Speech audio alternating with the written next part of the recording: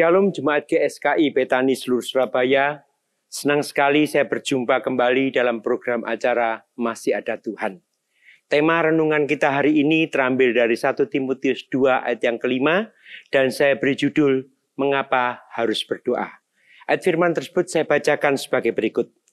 Karena Allah itu Esa, dan Esa pula Dia yang menjadi pengantara antara Allah dan manusia, yaitu Kristus Yesus. Bapak, Ibu, Saudara yang dikasihi dan diberkati Tuhan.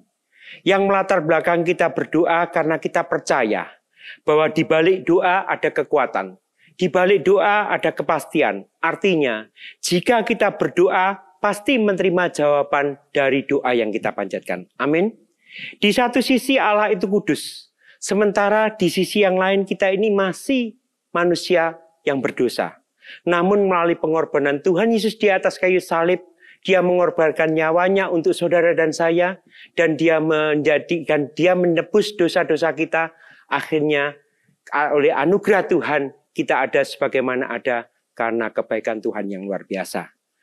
Oleh sebab itu Tuhan Yesus yang telah lahir, yang menjadi pengantara antara kita dan Allah Bapa, sehingga doa-doa yang kita panjatkan kepada Tuhan di dalam nama Tuhan Yesus Kristus pasti dijawab oleh Tuhan.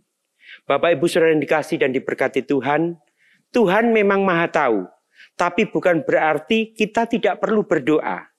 Kita harus tetap berdoa. Sekali lagi, Tuhan itu memang Maha Tahu, bukan berarti kita tidak perlu berdoa. Yang Tuhan kehendaki kita harus tetap berdoa, karena Tuhan menghendaki agar kita terus berdoa dan berdoa kepada Tuhan. 3 alasan mengapa kita harus berdoa. Mazmur 62 ayat 2 dan 3 firman Tuhan katakan demikian. Hanya dekat Allah saja aku tenang, daripadanya lah keselamatanku.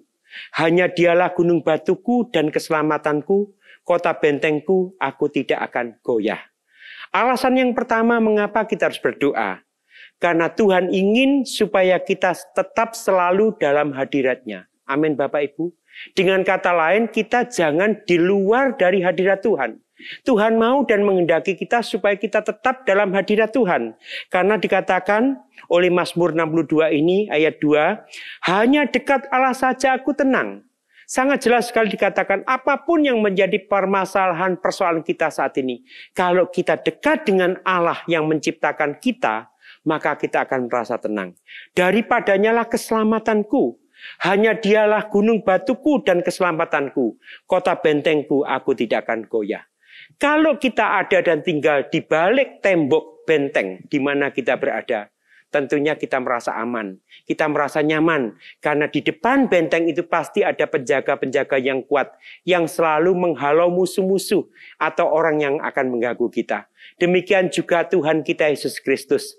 Kalau kita dalam hadirat Tuhan, maka kekuatan Tuhan nyatakan buat kita. Pertolongan Tuhan berikan buat kita. Dan mujizat Tuhan nyatakan buat kita. Setiap kita yang berharap dan bersandar kepada Tuhan.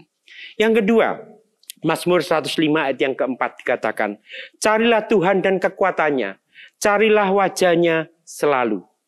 Mazmur 28 ayat 7 dikatakan, Tuhan adalah kekuatanku dan perisaiku. Kepadanya hatiku percaya. Aku tertolong sebab itu beria-ria hatiku. Dan dengan nyanyian aku bersyukur kepadanya. Yang kedua, mengapa kita harus berdoa? Karena doa itu adalah menjadi sumber kekuatan kita semua. Amin Bapak Ibu. Karena dikatakan Tuhan adalah kekuatanku dan perisaiku. Dan dikatakan carilah Tuhan dan kekuatannya. Berarti kalau kita mencari Tuhan, kita tetap dalam hadirat Tuhan, maka di dalam hadirat Tuhan ada kekuatan yang luar biasa. Kalau kita minta senantiasa berada bersama dengan Tuhan, maka Tuhan senantiasa memberikan kekuatan dan kekuatan kepada kita. Bahkan di dalam Yakobus 5 ayat yang ke-16b, firman Tuhan dikatakan, doa orang yang benar bila dengan yakin sangat besar kuasanya. Yang ketiga, doa itu adalah menjadi sumber kuasa buat mewujudkan doa yang kita naikkan, kita panjatkan. Karena dengan jelas dikatakan, doa orang yang benar, bila dengan yakin didoakan sangat besar kuasanya. Bapak, Ibu, Saudara, dan saya adalah orang yang benar. Saat kita berdoa kepada Tuhan, saat kita minta pertolongan kepada Tuhan, selama kita ini tetap menjadi orang yang benar, maka apa yang menjadi kebutuhan kita, apa yang menjadi masalah persoalan kita, saya yakin Tuhan pasti dan pasti menolong kita semua. Setan atau iblis tidak peduli kita rajin ke gereja, sejauh kita tidak mau berdoa. Setan atau iblis juga tidak peduli kepada orang yang aktif pelayanan, sejauh ia tidak mau berdoa.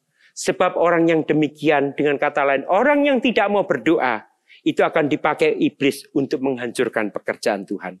Apapun yang terjadi pada kita hari ini, saat ini, hadapilah semuanya dengan doa, doa, dan doa. Karena Bapak Ibu Saudara yang dikasih dan diberkati Tuhan, uang, harta kekayaan, kedudukan, bahkan kehebatan kita sekalipun tidak dapat sanggup dan menjamin untuk menolong kita keluar dari masalah hidup. Tetapi saat kita berdoa dan minta pertolongan Tuhan, sekali lagi saya katakan, saat kita berdoa dan minta pertolongan dari Tuhan, maka semua masalah dapat kita atasi dan ada jalan keluar yang Tuhan nyatakan buat setiap kita. Amin. Tuhan Yesus memberkati.